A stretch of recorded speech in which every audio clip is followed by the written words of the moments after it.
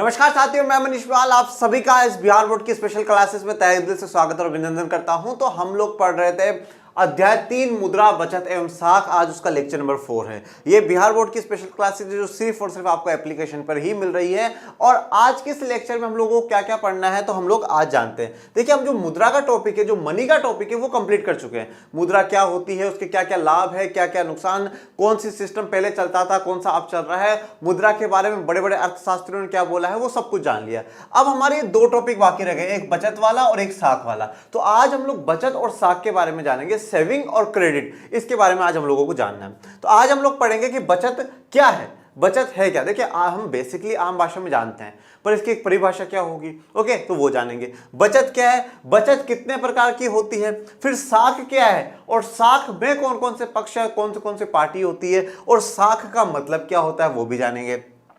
साख का आधार क्या है, साख पत्र और साख पत्र के प्रकार, ये सारे टॉपिक्स आज हम जानेंगे। और इन्हीं टॉपिक्स के साथ जैसे ही आज का लेक्चर कंप्लीट होगा, हमारा जो चैप्टर है वो भी कंप्लीट हो जाएगा। फिर सिर्फ और सिर्फ हमारी बाकी रहेगी तो वो रहेगी प्रश्नावली, जो बैक एक्सरसाइज है वो हम लोग नेक्स्ट लेक्चर में कर लेंगे। तो आइए शुरुआत करते हैं आज के लेक्चर की और जानते हैं कि बचत क्या है। देखिए, बचत अगर मैं इंग्लिश में से कहूं तो मैं कहता हूं सेविंग। बचत क्या है, सेविंग। अब बचत होने का मतलब क्या है, हम लोग जो कुछ भी बचा रहे हैं, जो हम लोग सेव कर रहे हैं, उसे हम लोग क्या कहते हैं, बचत कहते हैं। देखिए, बेसिकली हम लोगों ने लास्ट की क्लासेस में एक फॉर्मूला जाना था, y = c + I या S। तो ये S किस चीज के लिए दर्शाया गया था, सेविंग के लिए, बचत के लिए।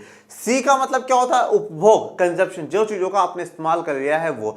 I का मतलब होता है विनियोग या इन्वेस्टमेंट, ठीक है। और S मतलब बचत। दोनों एक तरीके से एक है, पर इन दोनों में भी आज क्या अंतर है वो आज पता चल जाएगा। ओके, तो ये क्या है, हम लोग जो हमारी, और Y क्या है, इनकम। तो जो हमारे पास पैसा आता है, जो भी हमारी इनकम होती है, उस इनकम को हम दो ही जगह खर्च करते हैं। या तो हम उसे उपभोग कर लेते हैं, हम उसका इस्तेमाल कर लेते हैं, कपड़े खरीद लिए, हमने खाने पीने के सामान में खर्चा कर दिया, हमने घड़ी खरीद ली, मोबाइल खरीद लिया, हमने उन चीजों का उपभोग कर लिया, उन पैसों का। और बाकी फिर जो दूसरा अमाउंट है, भाई मान लीजिए किसी पर्सन की 1 लाख तनख्वाह है, उसने 40,000 का उपभोग कर लिया। अब 60,000 उसने क्या कर लिए, या तो बचा लिए, पैसे अपने पास रख लिए, या वो कहीं ना कहीं निवेश कर दिया, कहीं पे कहीं इन्वेस्ट कर दिया। मतलब जमीन लेकर के खरीद ली, सोना खरीद लिया, पता चलेगा भविष्य में क्या होगा, इसकी रेट बढ़ेगी तो मैं बेच दूंगा। तो हम इनकम से दो ही काम करते हैं, या तो उपभोग करते हैं या हम लोग बचत करते हैं, बचत या विनियोग। ओके, समाज की जो कुल आय है वो वस्तुएं एवं सेवाओं पर खर्च होती है। जो हमारी, जो समाज की जो भी कुल आय है, जो भी टोटल इनकम समाज के पास आती है, वो क्या है, वस्तुओं पर और सेवाओं पर क्या करते हैं, हम लोग खर्च करते हैं। ओके, टोटल जितनी भी इनकम होगी वो हमारी क्या है, वस्तुओं और सेवाओं पर खर्च होगी। ये बात देखिए एक नॉर्मल सा फंडा है। जैसे मैंने पहले भी आपको लेक्चर्स में समझाया कि जो मेरी इनकम है, मेरी इनकम है ना, वो किसी के लिए क्या है, खर्चा है। ऑफकोर्स सी बात है। देखिए, मेरी जो इनकम है वो किसी के लिए क्या होगा, खर्चा होगा। जैसे कि आज आप लोगों ने कोर्स परचेज करा, ठीक है, आज जो आपने कोर्स परचेज करा, आप लोगों के लिए क्या हुआ, खर्चा हुआ, पर लर्निंग की टीम के लिए क्या हुई, इनकम हुई। ओके, अब वो जब पेमेंट आया आप लोगों की तरफ से, अब जब निखिल सर, राहुल सर ने मुझे पेमेंट करा, तो मेरे लिए इनकम हुई, पर उनके लिए खर्चा हुआ। अब कल को मैं मार्केट जाकर के कोई सामान खरीदता हूं, तो मेरे जो इनकम थी, जो मेरे पास पैसा आया, अब उसके लिए इनकम बन जाएगी और मेरा क्या हो जाएगा, खर्चा हो जाएगा। तो हम सब क्या कर रहे हैं, किसी ना किसी वस्तुओं पे, किसी ना किसी सेवाओं पे पैसा खर्च कर रहे हैं। और पूरा समाज इसी प्रकार से ही पैसा खर्च कर रहा है। किस पे कर रहा है, वस्तुएं एवं सेवाओं पे। तो समाज के पास जितनी भी आय है, जितनी भी इनकम आती है, वो क्या करता है, वस्तुओं और सेवाओं पर खर्च कर देता है। अभी जो वस्तुएं हैं ये दो प्रकार की होती हैं, जो गुड्स होते हैं। देखिए, इंग्लिश में मैंने गुड्स कहते हैं, गुड्स, और इसे कहा जाता है सर्विस। ओके,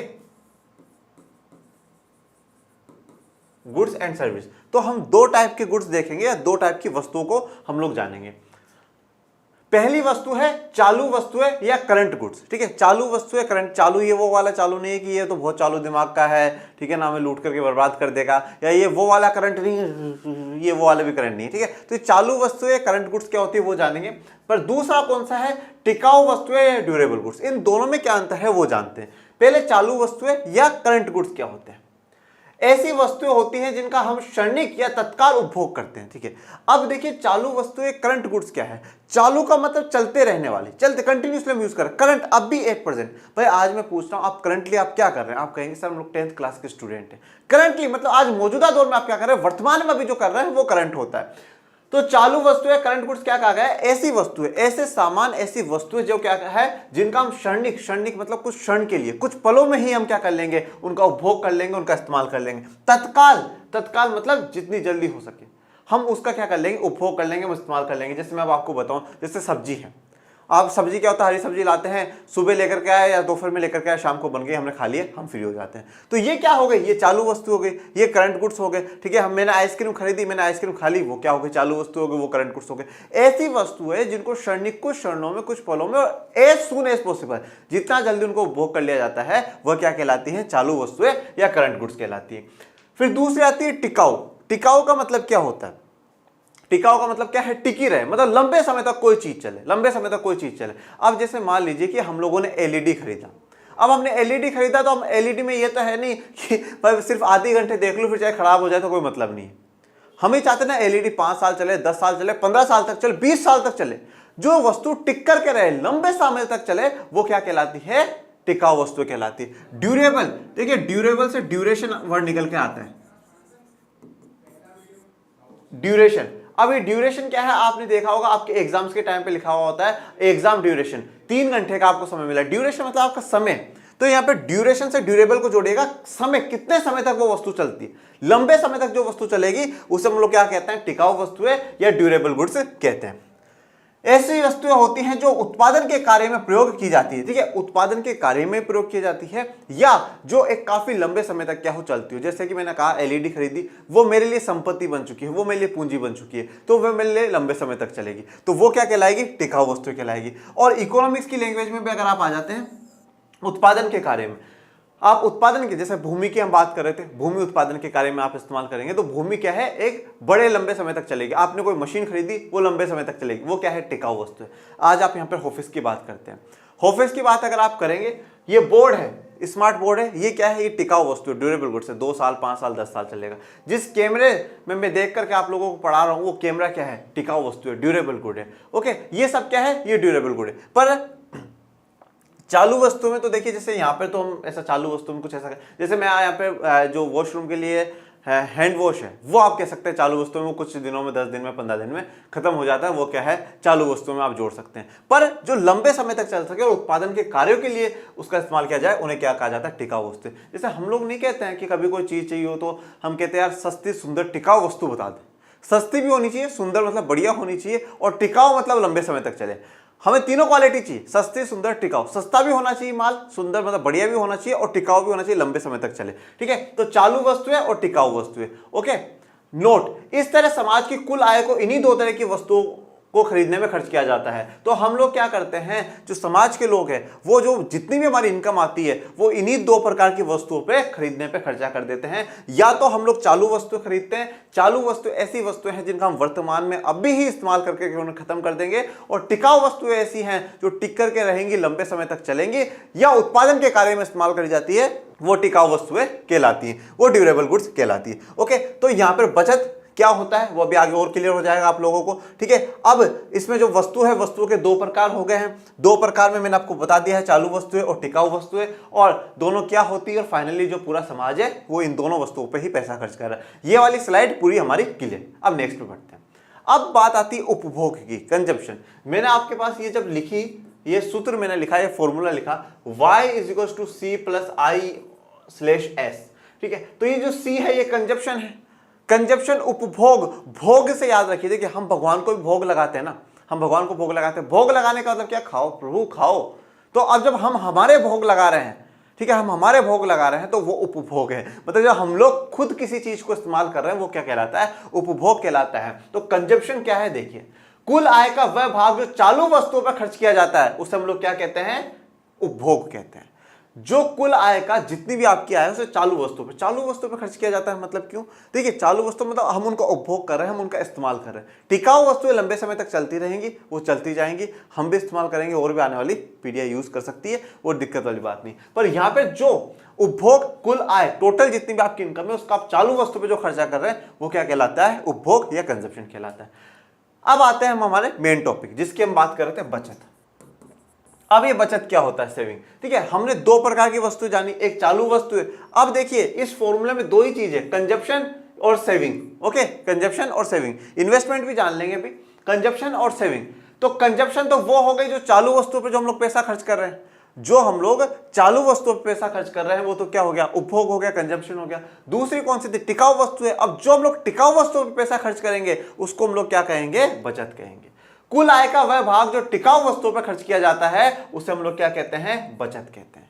अब इसको बचत क्यों कहा गया, टिकाऊ वस्तुओं पे कोई चीज खर्च करी गई है उसे बचत क्यों कहा गया, इसलिए बचत कहा गया है। जैसे मान लीजिए कि भाई मैंने जमीन खरीद करके रख दी, मैंने जमीन खरीद करके रखी, उस जमीन पे मुझे कुछ समय बाद क्या होगा, फायदा मिलेगा, वो मेरे लिए बचत ही तो है, मेरे लिए बचत ही है। ठीक है, टिकाऊ मतलब लंबे समय तक वो चीजें चल रही हैं, तो वो कहीं ना कहीं उन चीजों में मुझे वापस पैसा खर्च नहीं करना पड़ेगा, वो पैसा मेरा बचेगा ही बचेगा। तो इसलिए कुल आय का वह भाग जो हम टिकाऊ वस्तुओं में खर्च कर देते हैं।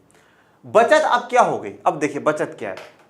अभी एक बार इस वाले फॉर्मूले को मैं हटा देता हूं और आप उसी से फॉर्मूला बनाकर सिखाता हूं। ओके, देखिए इसमें हमने क्या बोला है, इस फॉर्मूले में आप एक ही बात ध्यान रखिए, वाई मतलब आपकी आय, इनकम में यहां लिख देता हूं आय, और ये क्या है, सी उपभोग,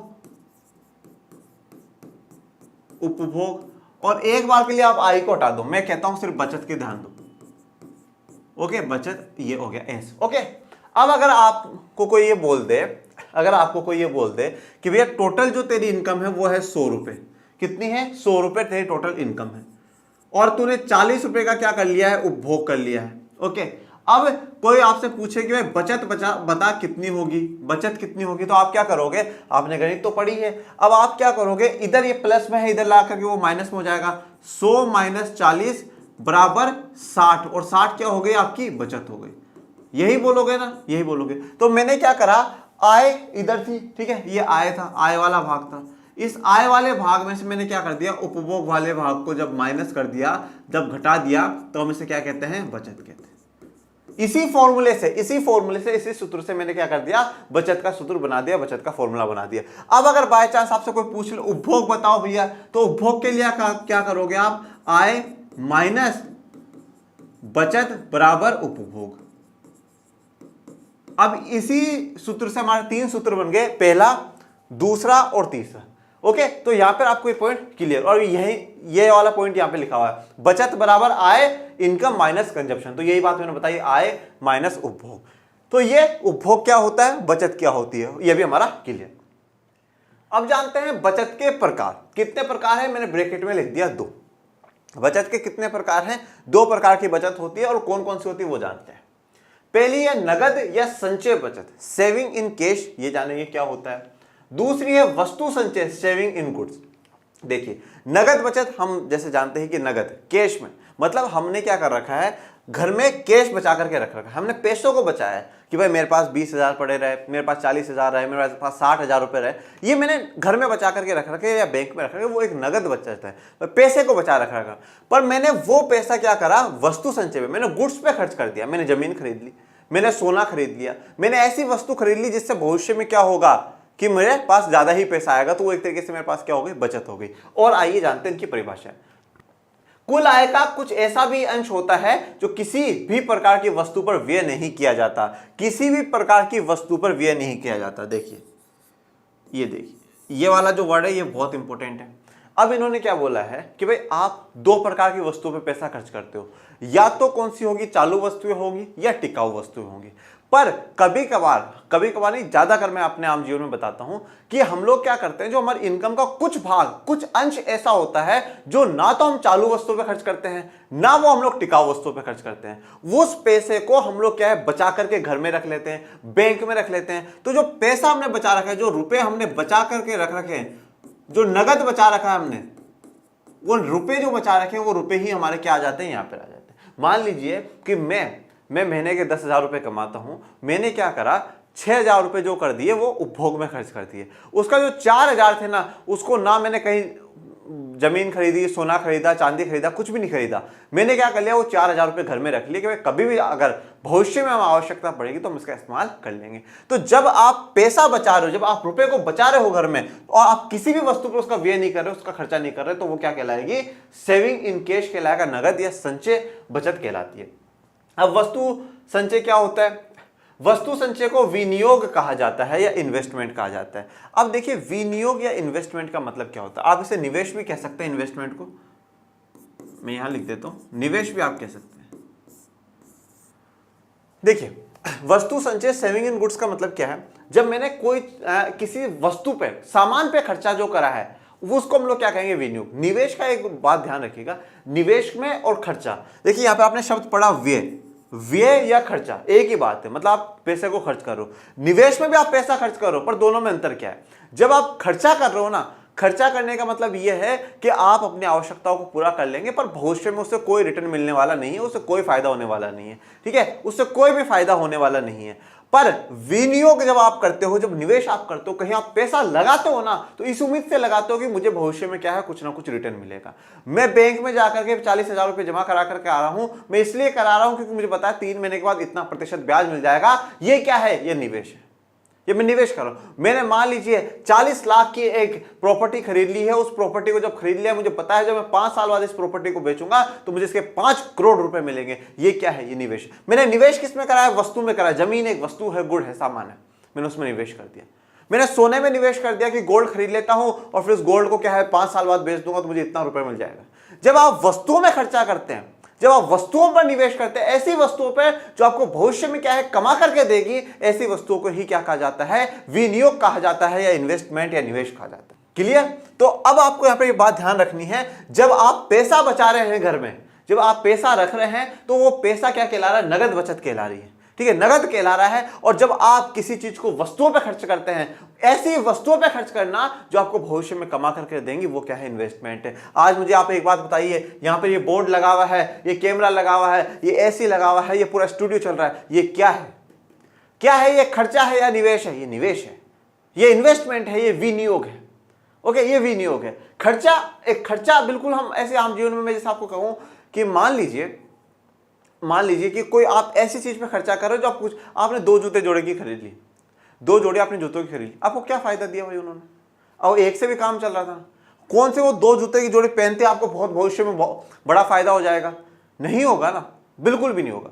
पर अब एक बात वही बताओ कि वो आपने 100 जूते की जोड़ी खरीदी और उनको बेचने के लिए आप पैसा खर्च करो, आपने एक दुकान ली, वहां पर किसी को बिठाया, बोले जूते बेच, तो अब आपको पता है कि भविष्य मुझे यहां से जरूर पैसा मिलेगा, 1 साल 2 साल बाद अगर दुकान चल गई ना तो बढ़िया पैसे कमाऊंगा। वो क्या है, वो विनियोग है। तो खर्चा, व्यय या निवेश, तीनों में थोड़ा सा अंतर होता है। खर्चा हम हमारी जरूरतों को पूरा करने के लिए कर लेते हैं, पर उनसे भविष्य में हमें कोई भी फायदा नहीं मिलता है। निवेश और विनियोग इस उम्मीद से किया जाता है कि भविष्य में हमें फायदा दिया जाए। एक बात यहां से एक मोटिवेशन भी देता हो जाऊंगा आपको कि आज आपके माता पिता आप पे खूब पैसा खर्च कर रहे हैं, आप पे खूब पैसा खर्च कर रहे हैं। कोरोना के लॉकडाउन के पीरियड के बाद ये जरूरत हुई कि मेरे बच्चे को, मेरे बेटे को, मेरी बेटी को लैपटॉप की जरूरत है, उन्होंने लैपटॉप दिलाया, कि मोबाइल की जरूरत है, उन्होंने आपको मोबाइल दिलाया। वो क्या कर रहे हैं, वो आप पे खर्चा नहीं कर रहे हैं, वो आप पे निवेश कर रहे हैं, इन्वेस्टमेंट कर रहे हैं। और वो निवेश वो क्या चाहते हैं, वो चाहते हैं कि 5 साल 10 साल बाद जब मेरा बच्चा, मेरा बेटा, मेरी बेटी एक बहुत बड़े पद पे पहुंच जाए, बहुत बड़े पोस्ट पे पहुंच जाए, बहुत बड़े कंपनी में काम करे, उसकी सीईओ बने, उसकी मैनेजर बने, उस बड़े पद पे बैठी हो। ये क्या है, वो निवेश कर रहे हैं, इन्वेस्टमेंट कर रहे हैं। पर जो माता पिता आप लोगों पे निवेश कर रहे हैं ना, वो इन्वेस्टमेंट कर रहे हैं।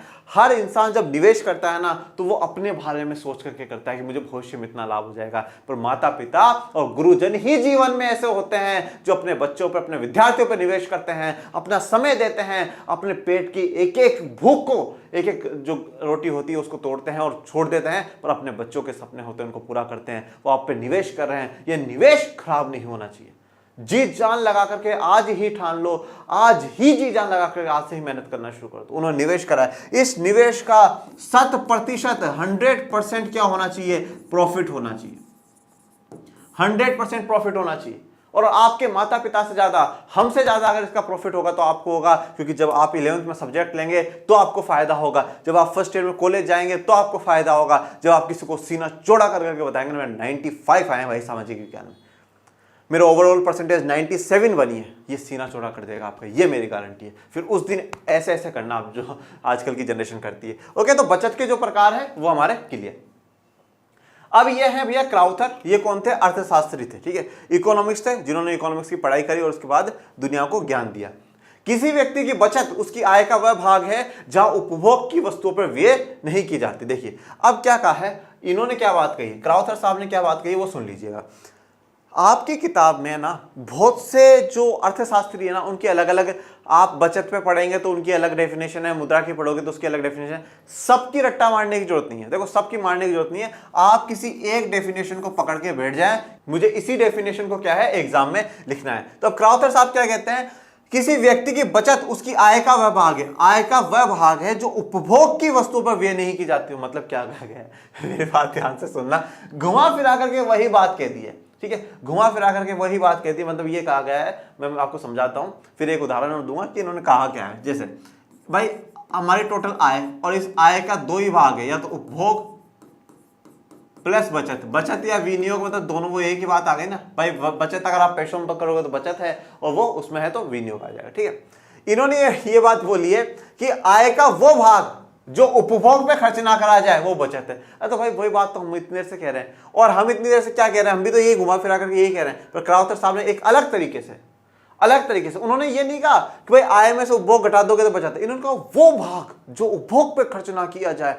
उसे बचत कहेंगे। मतलब मैंने ये बोला रमेश सुरेश का बेटा है, मैंने ये बोला, सीधी सी बात है कि रमेश सुरेश का बेटा है। पर क्या हुआ, किसी ने आकर के तीसरे जो सुनीता है ना, सुनीता का भाई रमेश है।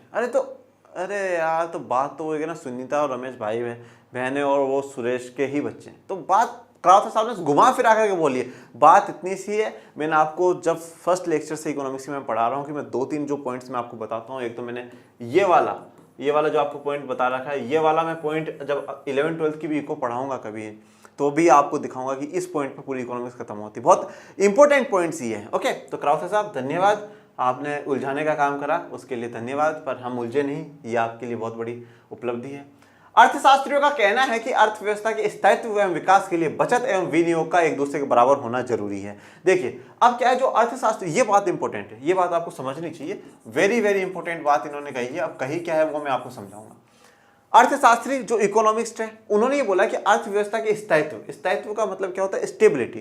भाई देखो अर्थव्यवस्था में क्या होता है, दो चीजें हो जाती हैं। या तो अर्थव्यवस्था में क्या आ जाता है, इन्फ्लेशन आ जाती है।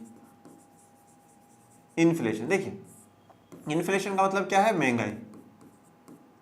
इन्फ्लेशन का मतलब क्या है, महंगाई। ओके, देखिए स्थायित्व मतलब स्टेबिलिटी, फिक्स होना चाहिए। पहली बात, अर्थव्यवस्था क्या है, जो हमने 3 क्षेत्र पढ़े, प्राथमिक, द्वितीयक और तृतीयक क्षेत्र, उन तीनों का जो मिलकर है वो हमारी अर्थव्यवस्था बनाती है। अब इस अर्थव्यवस्था में क्या है, दो चीजें होती हैं, तो इन्फ्लेशन आ जाती है, महंगाई हो जाती है। महंगाई का मतलब क्या है, सभी चीजों की जो प्राइस है वो क्या हो जाता है, बढ़ जाता है, मूल्य क्या होता है, बढ़ जाता है। और दूसरी जो स्थिति होती है वो होती है डिफ्लेशन वाली, या जिसे हम लोग बोलते हैं मंदी। ठीक है, मंदी में क्या होता है, सब चीजों की प्राइस गिर जाती है, सब चीजों की प्राइस गिर जाती है। ये तो अब आपको पता है, बोला हाँ सर महंगाई बहुत होती है, बहुत ज्यादा बुरी है, पर सर ये तो अच्छी बात है ना, प्राइस गिर गई। अरे भाई प्राइस गिर जाने का मतलब ये है कि देश में लोग सामान खरीद ही नहीं रहे, लोग देश में वस्तुओं की मांग ही नहीं कर रहे, और मांग नहीं कर रहे हैं तो लोगों के पास क्या है। जैसे अब आज आप मुझे बता दीजिए, कल से ये मांग हो जाएगी बिहार बोर्ड वाले बच्चों को है ना एनसीईआरटी चालू हो गई, तो अब कल से फिर मैं तो ये वीडियोस बनाना बंद कर दूंगा ना, स्पेशल वीडियोस, तो क्या हो गया, रोजगार कम हो गया। अब ऐसे अगर उत्पादन बंद हुआ तो रोजगार कम होगा। तो जैसे ही जब लोगों ने डिमांड करना कम कर दी, लोगों की मांग कम हो जाएगी, तो क्या होगा, उत्पादन बंद कर दिया जाएगा। उत्पादन कम कर देंगे तो काफी लोगों का रोजगार गिर जाएगा, और रोजगार गिर जाएगा तो उनको इनकम कहां से मिलेगी, और इनकम नहीं मिलेगी तो गरीबी से, भूखमरी से क्या हो जाएंगे, मर जाएंगे। तो दोनों ही स्थितियां बुरी हैं। इसलिए कहा गया है कि क्या होना चाहिए, अर्थव्यवस्था में स्थायित्व होना चाहिए, स्टेबिलिटी होनी चाहिए। तो अर्थव्यवस्था की स्टेबिलिटी के लिए और उसके विकास के लिए, अर्थव्यवस्था के विकास के लिए दोनों चीजें, बचत मतलब सेविंग, ओके, बचत, सेविंग, और विनियोग, इन्वेस्टमेंट, विनियोग, ये दोनों क्या होने चाहिए, बराबर होने चाहिए। ये दोनों क्या होने चाहिए, बराबर होने चाहिए। अब इसका मतलब क्या है, ठीक है, एक तो बार आप जो इसका फॉर्मूला है वो फॉर्मूला देख लीजिए, ठीक है, एस बचत बराबर विनियोग, ये बात मैंने आपको लिखवा दी। अब बचत और विनियोग क्या है, ठीक है, बचत मैंने आपको बताया भाई, बचत के दो प्रकार हैं। एक प्रकार वो जो आप कैश में रखते हैं, ठीक है, कैश में रख रहे हैं, और दूसरा जो आप वस्तुओं पे खर्चा करेंगे वो विनियोग है। मतलब जब आपने कैश अपने पास रख लिया, जब आप कैश अपने पास रख रहे हैं तो वो क्या है, बचत है। और जब आप वही चीज गुड्स पे खर्च कर रहे हैं, वस्तुओं पे खर्च कर रहे हैं, तो वो क्या कहला रहा है, विनियोग कहला रहा है, इन्वेस्टमेंट कहला रहा है। दोनों बराबर कैसे होनी चाहिए। देखो आप अगर ज्यादा पैसा घरों में अपने पास कैश रखेंगे, ज्यादा पैसा अगर आप घरों में अपने पास कैश रखेंगे, आप बैंकों में भी जमा नहीं कर रहे हैं, कहीं पे आप खर्चा भी नहीं कर रहे हैं, ठीक है, आप कहीं पे कोई जमीन भी नहीं खरीदे हैं, सोना चांदी भी नहीं खरीदे हैं, कहीं पर भी आपने निवेश नहीं करा है, तो क्या होगा कि आपने घर में ही पैसा रख रखा है। पहली बात तो पैसा घर का घर में ही रह जाएगा, वो मार्केट में नहीं घूम रहा है, वो सर्कुलेट नहीं कर रहा है। सर्कुलेट नहीं करा तो लोगों को क्या लगेगा, यार मंदी चल रही है मार्केट में, ठीक है, तो उससे क्या होगा, उत्पादन कम होगा, उत्पादन रोजगार वही साइकिल चलेगी। तो इसलिए क्या हो कि हम ज्यादा ये भी कर सकते हैं कि हम बैंकों में पैसा जमा करा दें, बैंकों में पैसा जमा करते। अब बैंकों में पैसा जमा कराने का मतलब क्या होगा कि बैंक किसी ना किसी को उधार देंगे तो वो फिर मार्केट में घूमेगा, वो कहीं ना कहीं निवेश करेगा, वो जमीन खरीद लेगा, वो अपना कोई फैक्ट्री लगा लेगा और कर लेगा। तो निवेश भी होना चाहिए, विनियोग भी होना चाहिए और बचत भी होनी चाहिए, दोनों बराबर चलती रहनी चाहिए। ऐसा नहीं है ज्यादा इन्वेस्टमेंट हो जाए, ज्यादा अगर विनियोग कर देंगे तो ज्यादा उत्पादन हो जाएगा। इसका मतलब क्या हो जाएगा, सप्लाई बहुत ज्यादा हो जाएगी, सप्लाई बहुत ज्यादा हो जाएगी। और फिर क्या है, धीरे धीरे जैसे सप्लाई होती है और लोगों की अगर डिमांड गिरती जाती है तो वो डिफ्लेशन का, मंदी का दौर आ जाएगा। और अगर सप्लाई कम हो गई और मांग ज्यादा हो गई तो वो महंगाई का दौर आ जाएगा। तो दोनों बचत और विनियोग बराबर होने चाहिए। मतलब हम लोग कैश में भी रखें पैसा और हम हमारी वस्तुओं पर भी क्या करें, खर्च करें, दोनों को बराबर हमें लेकर के चलना है। यह अर्थशास्त्र की बात थी। साख क्या है, देखिए अब हमारा मुद्रा, बचत और साख के अध्याय में से मुद्रा कंप्लीट हो चुका है, बचत वाला टॉपिक कंप्लीट हो चुका है। अब बात आती है साख की, जिसे इंग्लिश में हम कहते हैं क्रेडिट। सबसे पहले तो जो साख का जो बेसिक सा मतलब है, जो आम जीवन में है, वो समझ लेते हैं। साख का अर्थ है विश्वास या भरोसा। साख का मतलब ही है कि विश्वास और भरोसा। भाई मुझे उस इंसान पे कितना विश्वास, मुझे उस इंसान पे कितना भरोसा है। जितना ज्यादा भरोसा होगा उसकी साख उतनी ही होगी और जितना कम भरोसा होगा उसकी साख उतनी ही कम होगी। तो साख का बेसिकली सा मतलब यह है कि विश्वास, कि आप पे ऊपर कितना विश्वास सामने वाले को है, ठीक है। और विश्वास क्या है, विश्वास बहुत जरूरी होता है। विश्वास, और आपके माता पिता ने भी क्या है आप पे बहुत विश्वास करा है कि मेरा बेटा बेटी क्या है, पढ़ रहे हैं, मेहनत कर रहे हैं, वो टॉपर बनेंगे, तो वो विश्वास नहीं टूटना चाहिए। आप विश्वास जो है ना, वो विश्वास बनाए रखें, वो 100% उस विश्वास को हकीकत में बदले कि हाँ देखिए आपने विश्वास करा था और हम टॉपर बनकर के आ गए। तो विश्वास या भरोसा का मतलब क्या होता है, साख होता है। पर अब अर्थशास्त्र में इसका क्या मतलब है वो भी देख लेते हैं।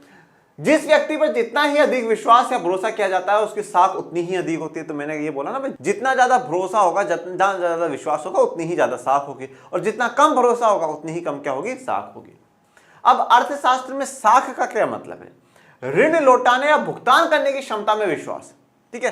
अर्थशास्त्र, अर्थ मतलब धन, पैसा भैया, ठीक है। तो अब उसमें तो जो भी बात होगी घूम फिर करके पैसों की ही होगी, ठीक है। तो यहां पर अर्थशास्त्र में साख का मतलब है ऋण। ऋण का मतलब क्या होता है, उधार, ठीक है। जो उधार लिया गया है, उसे लौटाने या उसकी वापस से भुगतान करने की जो क्षमता है, उसकी जो कैपेसिटी है वो कितनी है, उस पर हम कितना विश्वास कर सकते हैं, ठीक है। अब जैसे मान लीजिए कि मैं किसी को 50,000 रुपए देता हूं, मैं किसी को 50,000 रुपए उधार दिए मैंने। अब अगर मान लो कि उसकी भुगतान करने की क्षमता ही नहीं है, अब मुझे पता चला यार वो तो है ना महीने के कोई 2-2.5 हजार रुपए कमाता है, उसमें से भी थोड़ी बहुत शराब वराब पी लेता है और पैसे खराब करता है, तो अब उसको मैं 50,000 रुपए दे ही नहीं पाऊंगा, विश्वास नहीं, साख नहीं है ना उसकी। और मैंने किसी लोगों से पूछा यार वो पैसे मांगना है, और बोले उसको तो मत देना यार, वो तो हमारे ही पैसे खा गया। साख नहीं है, विश्वास नहीं। उसके लौटाने की जो क्षमता है, उसकी कैपेसिटी है ना, वो बिल्कुल भी नहीं है। तो उसकी कैपेसिटी पर भी हमें क्या होना चाहिए, विश्वास होना चाहिए। तो यहां पे भी शब्द विश्वास है और यहां पे भी शब्द विश्वास है, ठीक है। पर यहां पे पैसे लौटाने की उसकी कितनी क्षमता होगी, उस पर विश्वास होना ही क्या है, अर्थशास्त्र में साख कहलाता है। इसी विश्वास के आधार पर एक व्यक्ति या संस्था दूसरे व्यक्ति या संस्था को क्या है, उधार देता है। तो इसी विश्वास के आधार पर कि भाई वो कितने समय में मुझे लौटा देगा, उसकी लौटाने की कैपेसिटी है या नहीं, उसकी लौटाने की क्षमता है या नहीं है। अगर है तो दे दो, कोई दिक्कत वाली बात नहीं। अगर नहीं लौटा पाएगा तो बिल्कुल भी नहीं। तो जैसे अगर क्या होता है कि अगर आज मान लीजिए कि कोई बंदा है, वो महीने के 50,000 रुपए कमा रहा है, महीने के 50,000 रुपए कमा रहा है, और उसके परिवार में सिर्फ 4 ही लोग हैं, ठीक है। उसके परिवार में 4 ही लोग हैं, 2 हस्बैंड वाइफ और 2 छोटे छोटे बच्चे हैं, ठीक है, 2 छोटे छोटे बच्चे हैं। अब क्या हुआ कि मान लीजिए कि उसकी एक सिस्टर है, ओके। अब पर उसकी शादी करने पर बाकी तो मेनली ये बच्चे 4 ही छोटे छोटे, और 50,000 उसकी एक फिक्स इनकम मंथली आती है, और बंदा भी अच्छा है, नेक इंसान है, कोई दिक्कत वाली बात नहीं। अब वो पैसे मांगने उधार है। पर देखो अब शादी ब्याह में तो क्या खूब पैसा लगता है। तो अब उसकी सिस्टर की जो शादी है ना, उसमें 10 लाख रुपए की जरूरत है, 10 लाख रुपए की जरूरत है। तो किसी इंसान के पास गया, गांव का मान लीजिए, जहां पर भी रहता है उस वहां, वो गया, बोले यार भाई साहब मुझे 10 लाख रुपए की आवश्यकता है। बोले क्यों भाई? बोले बहन की शादी करनी है, 10 लाख। बोले ठीक है। बोले कब तक लौटा दोगे? बोले 4 साल में लौटा दूंगा, 1 साल में आपके 2.5 लाख रुपए लौटा दूंगा। बोले ठीक है, और जो ब्याज व्याज होगा वो एक अलग बात है, उसको आप छोड़ दीजिए।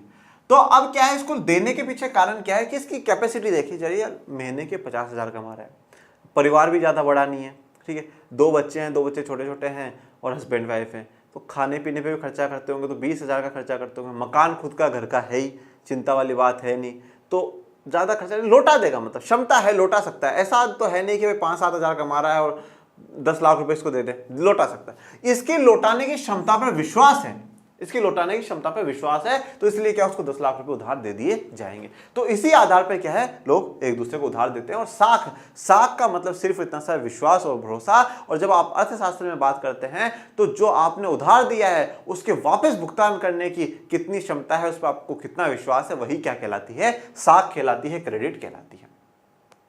अब साख में पक्ष कितने होते हैं? जो क्रेडिट है उसमें पक्ष कितने होंगे? तो देखिए, 1-2 बातों का ध्यान रखिएगा। यहां पे मैं लास्ट स्लाइड पर लाता हूं, ऋण 1, ऋण, उधार 2, साख 3, ओके, और आप इसके अलावा लोन के लीजिए, ठीक है। ये जो तीनों चारों वर्ड्स है ना, ये एक ही है, इसका मतलब आप पैसा उधार दे रहे हो, ठीक है। साख का मतलब, ऋण का मतलब, और उधार का मतलब, लोन का मतलब, इन सब का मतलब क्या है कि आप पैसे सामने वाले को उधार दे रहे हो, ओके।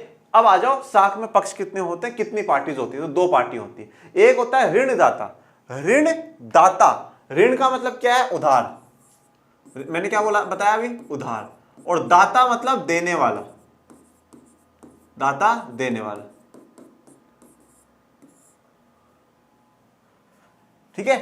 तो ऋणदाता क्या है, उधार, और दाता मतलब देने वाला। तो जो उधार देने वाला है एक पार्टी, तो वो हो जाएगी। और दूसरी पार्टी कौन है, उधार लेने वाली। तो जो उधार लेने वाली है उसको हम लोग क्या बोलेंगे, ऋणी, ठीक है भाई। वो क्या हो जाएगा, उसका ऋणी हो जाएगा, उसके ऋण में आ जाएगा ना कि भाई उससे उधार लिया। तो एक ऋणदाता देने वाला, इसको हम बोलते हैं क्रेडिटर, इसको क्या बोलते हैं, क्रेडिटर। और इसको बोलते हैं इंग्लिश में डेप्टर, ओके। डेप्ट का मतलब क्या होता है, कर्जा होता है, डेप्ट का मतलब होता है कर्ज। तो मतलब वो कर्जे में आ गया है, वो कर्जे में डूब चुका है। तो ऋणदाता देने वाला और ऋणी लेने वाला। ऋणदाता ऋणी को कुछ वस्तुएं या धन उधार देता है जिसका तत्कालीन भुगतान उसे प्राप्त नहीं होता है। ध्यान से सुनिएगा, क्या बोला गया है, जो ऋणदाता है मतलब जो क्रेडिटर है, जो पैसे देने वाला व्यक्ति है, वो ऋणी को, जो लेने वाला है, जो देने वाला है, वो लेने वाले को क्या है, कुछ वस्तुएं, या तो वस्तुएं दे दे या कभी धन दे दे।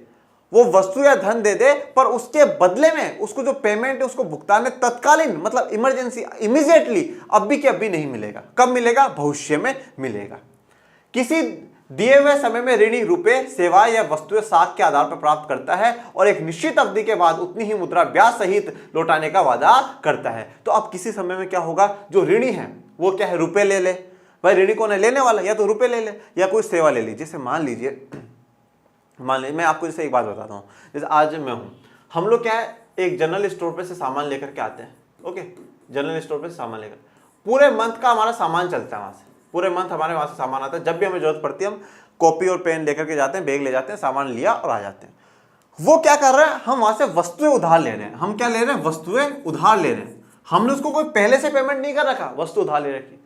अब मान लीजिए 10,000 का, 15,000 का, जो भी खाने पीने का, जो भी हमारे घर में सामान आया है, उसका क्या होगा, 1 तारीख को, 2 तारीख को, 5 तारीख तक हम उसका पेमेंट कर देते हैं। तो क्या करी, वस्तुएं मैंने हमने उधार ली उससे, उसका पेमेंट ऐसा नहीं। अब एक तो क्या होता है, वस्तु ली, ले भैया पैसे ले, नहीं, पर वस्तु पूरे महीने ले रहे हैं, पर एंडिंग में जाकर के, आखिरी में जाकर के हम उसका पेमेंट करते हैं। तो या तो क्या है, रुपए ले लो आप, या किसी से सेवा ले लो, ठीक है। सेवा के मामले में भी जैसे आप ये देख सकते हैं कि आप भाई कहीं पढ़ने जा रहे हैं, आप ऑफलाइन कोचिंग्स करते हो या कुछ भी अगर करो, वैसे जरूरत नहीं है, ठीक है, बहुत से लोग करते हैं। अब क्या होता है, आजकल तो ये सिस्टम हो गया है कि जहाँ ऑफलाइन में पढ़ते हैं तो पहले ही पेमेंट ले लेते हैं वो लोग, ठीक है। नहीं तो पहले के जमाने में क्या होता था कि 1 महीना पढ़ लिया उसके बाद देंगे। तो अब वो सेवा क्या चल रही थी, उधारी चल रही थी ना, वो उधारी चल रही थी। या मान लीजिए कभी टीचर को बोले सर हम दे देंगे, थोड़ा सा लेट हो जाएगा, तो वो सेवा, या तो ऋणी जो है ना, उधार लेने वाला, वो रुपए उधार ले ले, सेवा उधार ले ले, वस्तु साख के आधार पर, साख मतलब विश्वास कितना उसका, उस पर विश्वास कितना है उसके आधार पर वो प्राप्त कर लेता है।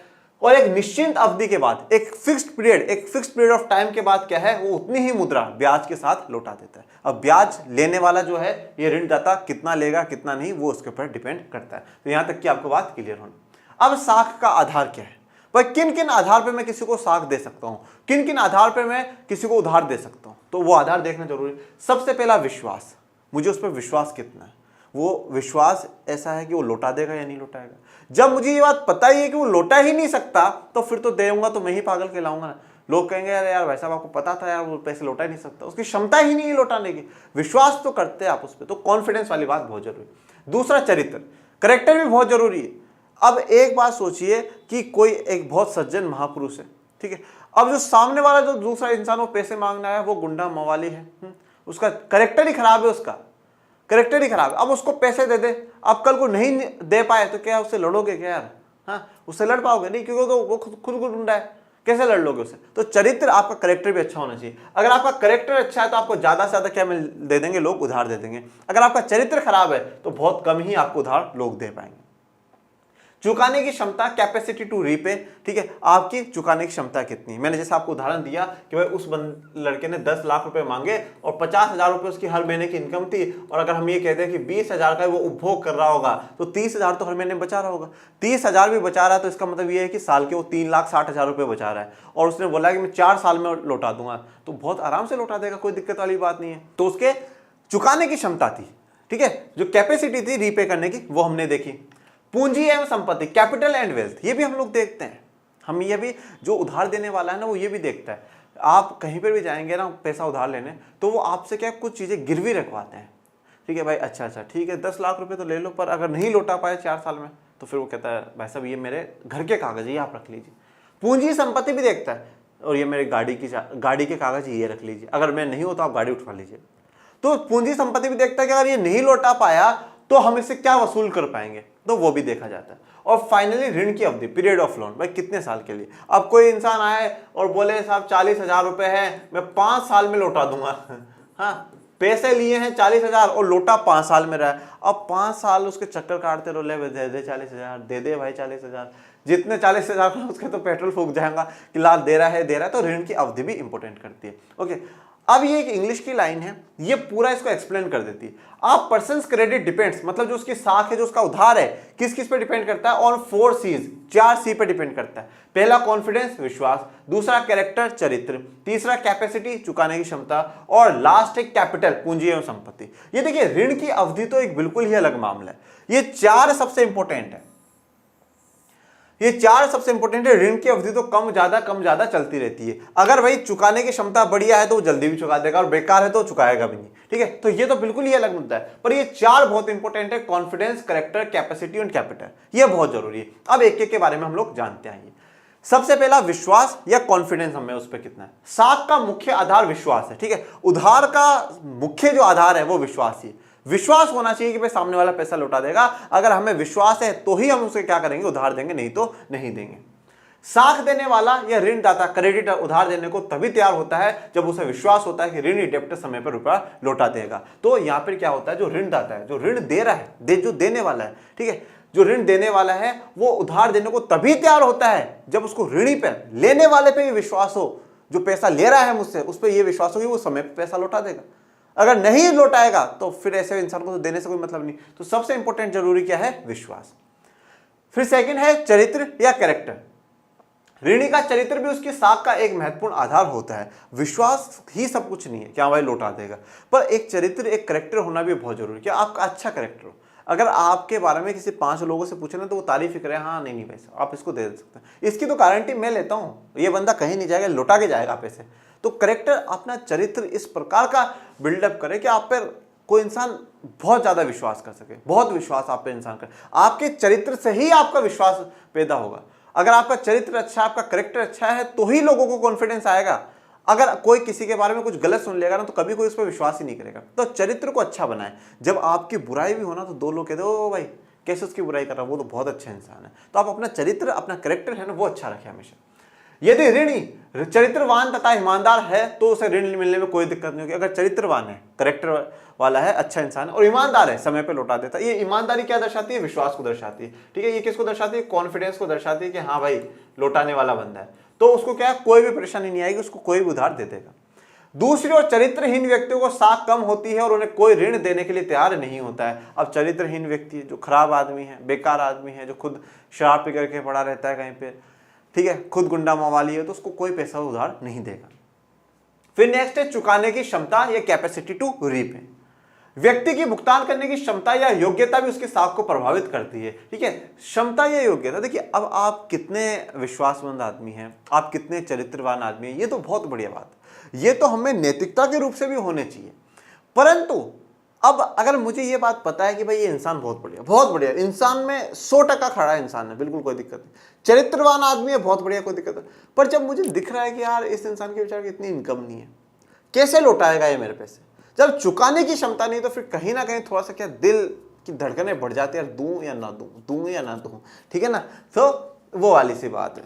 ऋणदाता किसी व्यक्ति को उधार तब देता है जब उसे उस व्यक्ति के भुगतान करने की क्षमता पर पूरा विश्वास हो। तो अगर पूरा विश्वास है कि वो लौटा देगा तो उसको उधार दे देगा। इस किसी व्यक्ति की साख ही उस व्यक्ति के भुगतान करने की क्षमता पर निर्भर करती है, तो उसकी जो साख है, जो उधार लेने की जो क्षमता है, वो उसी पर निर्भर करती है कि वो चुका देगा या नहीं चुका पाएगा। अब है हमारा पूंजी एवं संपत्ति, कैपिटल एंड वेल्थ। ऋणदाता पूंजी तथा संपत्ति की जमानत के आधार पर ही ऋण देता है। देखिए अगर अब आप कभी किसी से ऋण लेने, जैसे विशेष करके आप गांव में जाएंगे, जो ये महाजन होते हैं, साहूकार होते हैं, बड़े बड़े जमींदार लोग होते हैं ना, तो इनसे अगर पैसा लेने जाते हैं ना, तो ये क्या करते हैं, ये आपसे आपकी जमीन गिरवी रखवा लेंगे, या आपके पास अगर सोना चांदी है तो ये आपसे वो गिरवी रखवाएंगे, जमानत पे रखवाएंगे, जमा कर लेंगे, और जिस दिन भाई तुम मेरा पैसा ब्याज लौटा देगा उस दिन ले जाइयो। तो अब ये जमानत के लिए भी आपके पास कुछ होना चाहिए, कुछ ऐसी चीज होनी चाहिए जो कि अगर आप नहीं लौटा पाओ, जितना पैसा आपने लिया उसकी भरपाई हो सके, उसकी भरपाई हो सके। जैसे अब मान लीजिए कि मेरे से कोई बंदा है जो 1 लाख रुपए लेने आया, 1 लाख रुपए उधार लेने आया। अब मैं 1 लाख रुपए उधार लेना, और उसने मुझे बोला कि 1 साल के बाद मैं आपको लौटा दूंगा। 1 साल में ये मान लो कि भाई मेरा जो ब्याज बनेगा वो 12,000 रुपये बनेगा, हर महीने का मैं 1,000 रुपये ले रहा हूँ, तो 1,12,000 रुपये मेरे टोटल बन रहे हैं। अब मैंने बोला भाई अगर नहीं लौटाया तो क्या गिरवी रखवा रहे, तो क्या गिरवी रखवाता? तो उसने बोला कि भाई साहब ये मेरे है ना जमीन के कागज है, जमीन ज़्यादा बड़ी नहीं, छोटी सी जमीन है, उसमें 1 कमरा, 1 रसोई, लेट बाथ बना हुआ है, आपको तो पता है ये घर ज़्यादा बड़ा नहीं। अब मुझे पर यह पता है कि आज भी अगर उस घर को बेचूंगा ना तो कम से कम मुझे 4 लाख रुपए मिलेंगे। आज भी अगर उस घर को बेचूंगा तो कम से कम 4 लाख रुपए मिलेंगे। अगर 1 साल बाद तो हो सकता है कीमत बढ़ जाए तो 5 भी हो जाए। अगर इसने पैसे नहीं लौटा और मैंने उस जमीन को बेच भी दिया तो मेरे के पास कितने आएंगे, 5 लाख आएंगे। तो 3,88,000 का तो मुझे फायदा ही होगा, नुकसान वाली तो कोई बात है ही नहीं, नुकसान वाली तो कोई बात है ही नहीं। ठीक है, पर अब वही ये बात मुझे बोले भाई, मैंने पूछा गिरवी क्या रखवा रहा है, बोले सर मेरी मोटरसाइकिल ले लो। मैं यार मोटरसाइकिल तूने खरीदी होगी 70-75 हज़ार की, ठीक है, पहले के समय में। अब उसको मैं बेचने जाऊंगा और 1 साल बाद तो बेचने जाऊंगा तो हद मार के वो 40,000 में बिकेगी, 45 में बिक जाएगी। अगर भाई वो 45-42 में भी बिक गई तो मुझे तो नुकसान ही है ना, मेरे तो 1,12,000 की भरपाई कहाँ हो रही है। तो हमेशा जितना इंसान उधार देता है ना उससे ज्यादा की ही चीज को जमानत पे रखता है, क्योंकि वो खुद नुकसान नहीं खाएगा। उसने चीज जमानत पे क्यों रखी है, क्योंकि अगर ये पैसा नहीं लौटा पाए तो मैं इस पैसे की भरपाई उसकी उस सामान से कर लूं। ओके, अतः जिस व्यक्ति के पास जितनी ही अधिक पूंजी अथवा संपत्ति होती है उसे उतना ही अधिक ऋण मिल सकता है। तो जिसके पास ज्यादा संपत्ति है, ज्यादा पूंजी, उसको ऋण मिलने में कोई दिक्कत नहीं होती। पर देखिए एक बात बताइए, जिसका ज्यादा संपत्ति है वो ऋण लेगा क्यों? पर वैसे देखिए ऋण तो सब लेते हैं और ये कहना सिर्फ प्रोपेगेंडा है यार, वो इंसान इतना कमा रहा है, सबको जरूरत पड़ती है पैसों की। और जितना बड़ा इंसान होता है ना उसके खर्चे उस हिसाब से ही होते हैं। ठीक है, लोग 2 रुपए किलो के गेहूं और चावल खाकर भी जी रहे हैं, और ऐसे भी लोग हैं जो 200 रुपए किलो वालों में भी दुखी जी रहे हैं। ठीक है ना, क्योंकि उनको अपना स्टैंडर्ड मेंटेन करना पड़ता है। अरे यार देखो हम ऐसे हैं, तो अधिक ऋण मिल सकता है आराम से। फिर है ऋण की अवधि, पीरियड ऑफ लोन। ऋणदाता दीर्घकालीन ऋण देने में घबराते हैं क्योंकि उन्हें संदेह रहता है कि दीर्घकाल में ऋण की क्षमता, चरित्र और आर्थिक स्थिति में परिवर्तन हो जाए। तो अब लंबे समय के लिए लोन देने में क्या है, लोग घबराते हैं कि यार पता नहीं है कोई इंसान भाग जाए, कहीं पर भाग जाए, ठीक है, उसकी आर्थिक स्थिति भगवान ना करे 1-2 साल बाद ऐसी हो जाए कि वो चुका ही नहीं पाए तो क्या होगा। तो लंबे समय में देने के लिए, दीर्घ मतलब लंबे समय के लिए देने में घबराते हैं। इसलिए ऋणदाता अल्पकालीन ऋण देना अधिक पसंद करते हैं, मतलब 1 साल के अंदर अंदर तक के ऋण देना ज्यादा पसंद करते हैं। कितने, 2 लाख रुपए कितने महीने में लौटा देगा, 6 महीने, मजे कर। अब 6 महीने में तो क्या बड़ा परिवर्तन लेकर के आएगा। तो अल्पकाल में, अल्प मतलब कम, और काल का मतलब क्या होता है, समय, तो कम समय। ठीक है, आप शब्दों को तोड़ लिया कीजिए, आपको आसानी हो जाएगी। ठीक है, दीर्घ का मतलब ज्यादा और काल मतलब समय, तो ज्यादा समय के लिए। तो अब आते हैं साख पत्र पे, या जिन्हें हम लोग क्या है क्रेडिट लेटर्स भी बोलते हैं। सबसे पहली बात तो ये साख पत्र होते हैं क्या है वो जाने। साख पत्र उन साधनों से है जिनका उपयोग साख मुद्रा के रूप में किया जाता हो। अब देखिए क्या है, मुद्रा मनी मतलब पैसा रुपया। अब इसमें क्या है, ये लेटर्स है, ये पेपर का टुकड़ा है, कागज का टुकड़ा है, ठीक है। और वैसे तो मनी भी कागज का टुकड़ा ही है, पर ये क्या है, ये कागज का टुकड़ा है जो क्या है मुद्रा के रूप में इस्तेमाल किया जा सकता है, मुद्रा के रूप में इस्तेमाल किया जा सकता है। तो साख पत्र क्या है, ऐसी चीजें हैं जिनको मुद्रा के रूप में इस्तेमाल किया जा सके। ओके, साख पत्र के आधार पर साख या ऋण का आदान प्रदान होता है। तो भाई वो अगर दे दिया तो उसके मतलब उसने इतने 50,000 रुपए दे दिए, वो 60,000 रुपए दे दिए, और ये चीजें भी धीरे धीरे आपको आगे समझ में आ जाएगी। मुद्रा कानूनी ग्रह लीगल टेंडर होती है, जबकि साख पत्रों की कानूनी मान्यता प्राप्त नहीं होती है। देखिए मुद्रा जो है ना वो लीगल टेंडर है। लीगल टेंडर मतलब सरकार के द्वारा चलाई हुई है, ठीक है, सरकार के द्वारा चलाई हुई है। भारतीय रिजर्व बैंक ऑफ इंडिया के गवर्नर के साइन होते हैं, उसको मानने से कोई मना नहीं कर सकता। पर ये जितने भी साख पत्र भी हम आगे पढ़ेंगे ना, इसमें आपको कोई बाध्यता नहीं है कि आप मानो ही। आप कोई आपको बोले, जैसे चेक के बारे में पढ़ेंगे, चेक साख पत्र, कोई आपको बोले चेक ले लो, मैं तो नहीं लूंगा, जा जो करना है वो कर ले, वो आप पे केस नहीं कर सकता, आपको कुछ नहीं बोलेगा, कोई ठीक है केस दूंगा आपको, पैसे हाथ में दूंगा आपको। पर अगर आप बोलो नहीं नहीं मैं तो 2,000 का नोट नहीं लूंगा, क्यों नहीं लेगा भाई, ले, और नहीं लेगा तो चल फिर थाने चल, देखेंगे वहां पे। तो मुद्रा जो है वो लीगल टेंडर है, उसको आपको मानना पड़ता है। पर ये जितने भी साख पत्र हम लोग पढ़ेंगे इनको मान्य कि आपको कोई भी वो बाध्य नहीं है, क्योंकि ये कानूनी मान्यता प्राप्त नहीं है। इनको बैंकों ने चलाया है, इनको लोगों ने अपनी सुविधा के रूप में चलाया है, ठीक है। ऐसी बात नहीं है कि ये सिस्टम में नहीं है, यूज होते हैं, अच्छी चीजें हैं, पर कानूनी मान्यता प्राप्त ये नहीं है। साख पत्रों के लेन देन के कार्य में स्वीकार करने के लिए किसी को भी बाध्य नहीं किया जा सकता। तो हम किसी को भी ये बाध्य नहीं कर सकते, कंपल्सरी नहीं कह सकते भाई तू इन्हीं में पेमेंट ले, नहीं लेना तो जा, जो करना है कर ले, ऐसा नहीं है क्योंकि ये कानूनी मान्यता प्राप्त नहीं होते हैं। अब साख पत्र के प्रकार, तो यहाँ पे जैसे मैंने ट्रस्ट का मतलब क्या होता है, विश्वास से शुरुआत करी थी। तो अब साख पत्र के प्रकार कौन कौन से, चेक, बैंक ड्राफ्ट, यात्री चेक, ट्रेवलर्स चेक जिसे हम लोग कहते हैं, प्रतिज्ञा पत्र, प्रोमिसरी नोट, विनिमय बिल, एक्सचेंज बिल, हुंडी, पुस्तकीय साख और साख प्रमाण पत्र, ठीक है। ये टोटल 8 है। अगर आपसे पूछ ली जाए साख पत्र के प्रकार, तो आप इन 8 का नाम लिख दीजिएगा, इन 8 का नाम लिख दीजिएगा।